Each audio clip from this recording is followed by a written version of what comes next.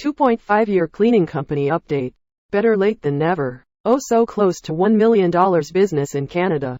First off, apologies for the delayed post. This was intended to be my journal, which I had written but never posted for end of summer 2022. It was a wild summer. This is the first year, starting in March 2022, where my partner and I quit our full-time jobs to focus on growing this machine. 2 goals that we were trying to hit this summer. 1. Trying to cross the 1M mark, and 2. Having somewhat of a balanced life outside of work.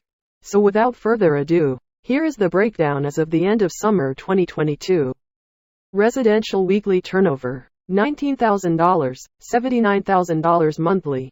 Airbnb weekly turnover, $750, $3,000 monthly. Total business from all portfolios, $82,000. Cleaning teams, still falls in the ranges between 37 to 45.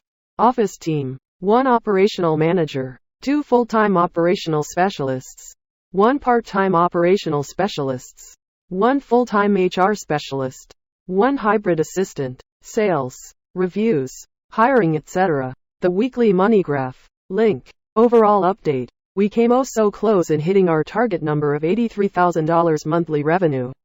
Run rate of 1M annual. By the end of the summer. Though I did not hit my revenue target by end of summer. I did, however, get to enjoy some time off, spending a few days off at the cottage with friends. Enjoying out-of-town weddings.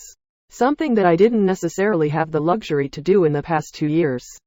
We continue to work on solidifying our corporate structure, with our operational manager overseeing most of the day-to-day operations. Myself and my partner act as the operational director for any escalations tasks that are out of the manager's role and responsibility, with much of the day-to-day handled by the team. I am now heavily focusing on building a strong office team backed with data.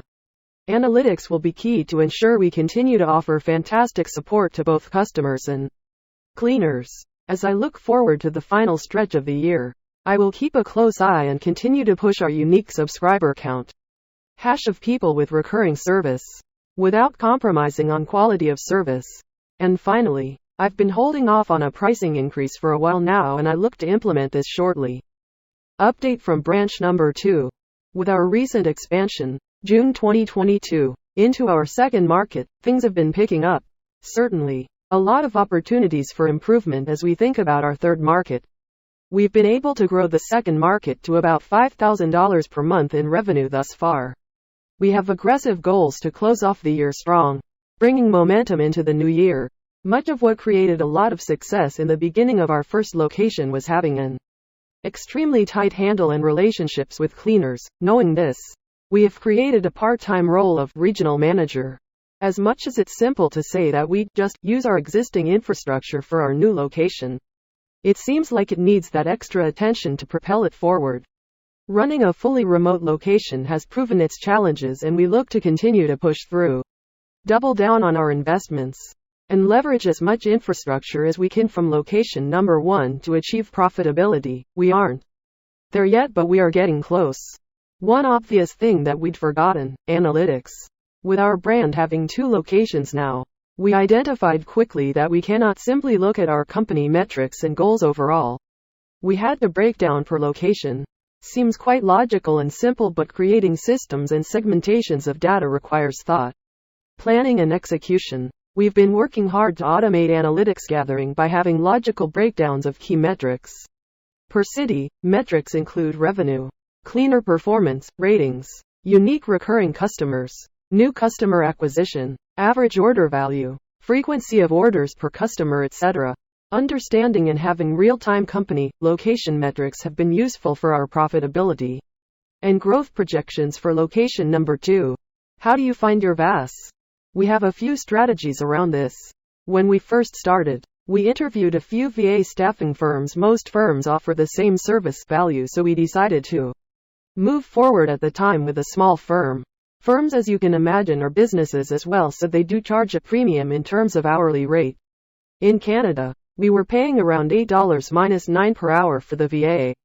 This was a great starting point for us, as minimum wage in Canada is significantly higher than, so at the time we were okay with it. As with my other posts, I will try to answer and help anyone with questions.